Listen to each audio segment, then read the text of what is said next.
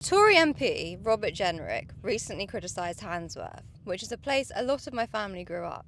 He complained that it was poorly integrated and that he didn't see another white face in the area. I don't resile from those comments. I want to live in a country which is well integrated. I want people to be living side by side. I never want to see segregated or even ghettoised communities. This couldn't sound further from the reality I understand. After travelling here from India by boat about 70 years ago, Handsworth was the first place that my family settled. I gather there was a strong sense of community and it was a place where culture thrived. Growing up, my family produced music in Handsworth, taking inspiration from the area. Without this inspiration, I would not be here.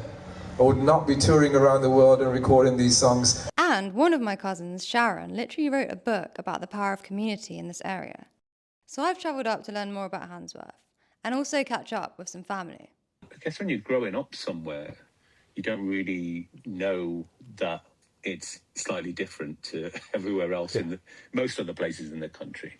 You know, very, very proud of growing up in Handsworth. I think it taught me a lot more than I realised at the time. Obviously, a lot of people were struggling to make ends meet and everything, but generally there was a very, very nice atmosphere. Reading Sharon's book made me feel like that and made me want to be there. Yeah, the Handsworth Times it was great to read it. It just transports you straight back there, really. We felt free. We mingled, we mixed, we did what we did. We made music. I played drums, formed a band with a few friends. We wrote some reggae songs and did 1 or 2 gigs to about 3 people.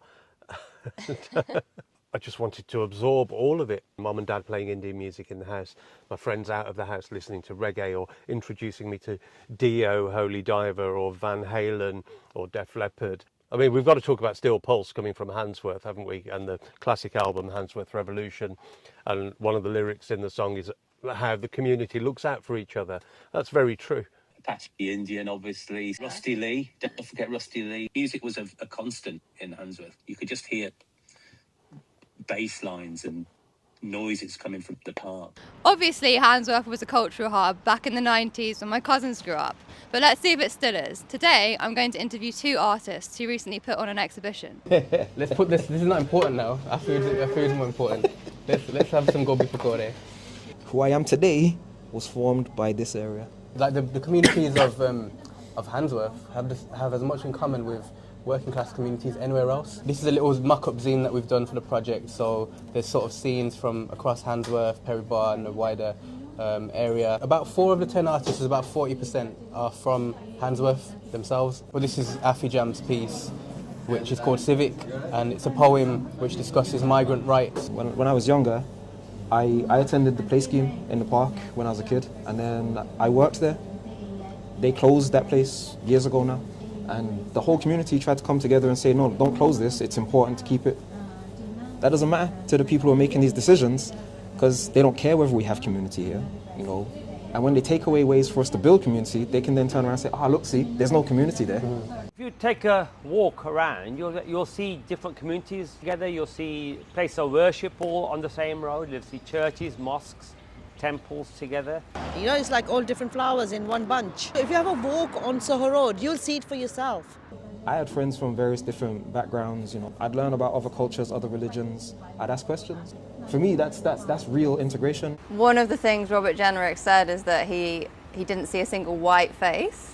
Okay, right. I'll invite him to my house because my next door neighbour's a white gentleman. I've lived with him for over 30 years. Living a day-to-day life side by side, respecting each other's cultures, thoughts, opinions, businesses, everything really. Handsworth is a place that I made lifelong friends. Handsworth is success. It was an exciting and vibrant place with heart and still is. Handsworth is where I get my favourite curry goat.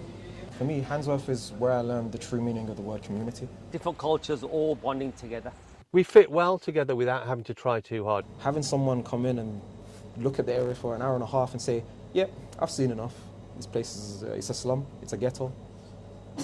And because he's in a position of authority, his words hold weight. The only people who aren't integrated are the politicians and the elite, because they live in their own bubble, which is separate from normal, real society, real communities. I think he knew very well what he was doing. And I think he was very sensibly waited until he was out there before he said it as well. I'm very disappointed to hear the comments from this gentleman, and I would like him to revisit Handsworth, and I'm sure he'll completely change his mind. So, Mr. Jenrick, please come to Handsworth this time. I don't know where you went. And then, yeah, we can talk about Handsworth.